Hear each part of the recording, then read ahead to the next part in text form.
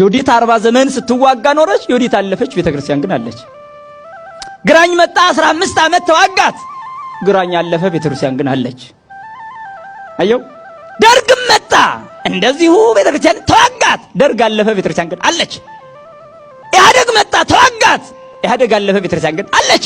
ብልጽግና መጣ ይዋጋታል፣ እሱ ያልፋል፣ ቤተክርስቲያን ትቀጥላለች። ወዳጄ ኢላ እንዳይመስልህ። አየው ያልፋል። እንዳንተዛዘብ አትሽመድመድ። ክርስቲያን ከሆንክ ክርስቲያን ነኝ ነው አለቀ። ከሃዲ ከሆንክ ነው ከሃዲ ነኝ ብለህ እለፍ። አሰን ጉዳይ አለቀ።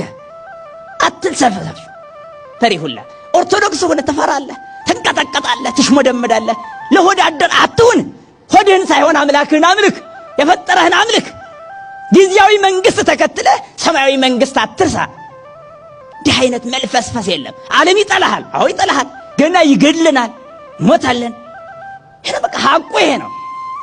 ይጠላናል። አዎ ይጠላናል። የጠላን ደግሞ ያሳድደናል። ያሳደደን ያስረናል። ያሰረን ይገፋናል። የገፋን ይገድልናል።